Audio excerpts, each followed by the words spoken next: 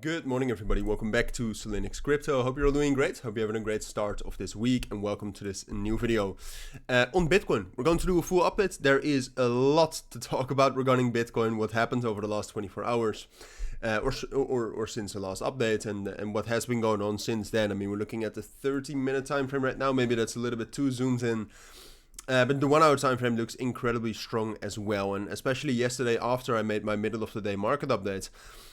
We saw incredible strength, right? We were able to break above the 7-day rolling VWAP again, which is amazing. That is one of the main things that you need to do if you want to start another uptrend, because that is obviously the big question, right? I mean, Bitcoin has now been consolidating on top of that major high time frame support level at 101,500 or the area around that. And what you ultimately want, or at least the best case scenario, is that eventually from that consolidation, from that balance, you're going to break out.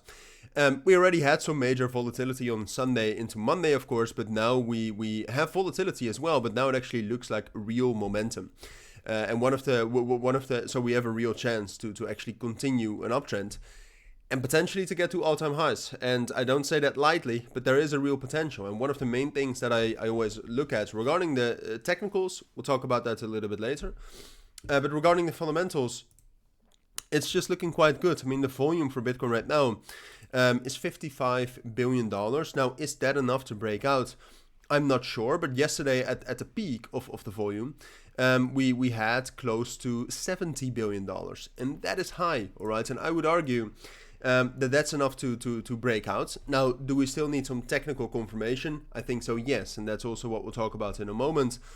At this point of time, it could have also just been that we tested those weak highs we left on Monday morning, and that we tested the seller conviction, and that right now it's tested, so that we will drop back down into the range. That is a possibility, but we'll talk about that. First of all, or at least something else that I think is interesting, is that the S&P 500 pre-market at least also pulled back a little bit overnight. After the close yesterday. Bitcoin doesn't really seem to have been affected by that, which is great. That means that there's some specific crypto-specific Bitcoin strength as well, which in my opinion is also, by the way, funding rates still incredibly low, which is very abnormal if you compare this price action to the price action we've seen in the last year and a half. Like very often when the price rallied like this, the funding rates were incredibly high as well. Not the case right now. Not even anymore for Fartcoin, which historically was quite high. But outside of that, to get back to that crypto-specific strength, we also still have a major Coinbase Bitcoin premium, right? So that's all great news. So everything at this point of time looks great. Now, where we are in terms of the price is at basically at the all-time high level, right? If we zoom out, this is the main resistance level right here between, I would say 108 and 106, but let's keep it a little bit tighter and let's say 107, 107 and 106, right? Let's say that's the main resistance level. And what we want to see, and that is something we have not seen before, never, is a conclusive breakout above that. Now, is that a possibility? I think so, yes.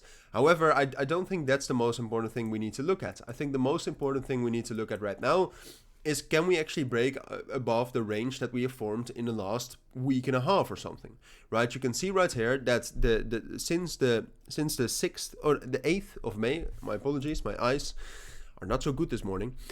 We've been forming a balance right here where the top of the balance is right here at 104.5. And then you have this yellow line right here. That's the POC from back in January and February when we were consolidating up here as well.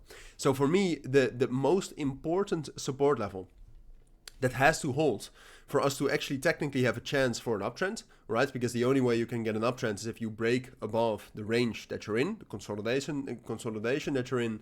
The most important level is this level right here at 105,000 and 104.5, with a possibility to spike down a little bit lower into this fair value gap with the 200 EMA with the 7-day rolling VWAP at 104 and 103.5, right? So ultimately, what I want to see over the course of today is that this level holds, all right? And that if we drop down below 104.5, that we get a strong spike back up, all right?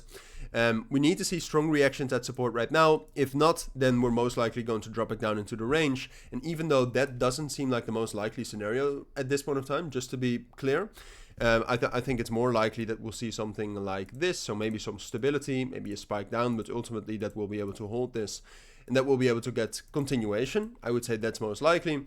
Even though I think this is most likely, I think you should also still know and you should be cautious about the scenario that we do not get a strong touch.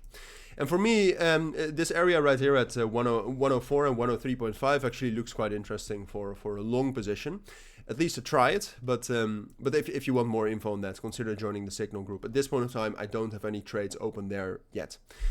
So that's what I think you need to know. Relatively long video, but there was a lot to talk about. So for now, thank you for watching. Take care and bye.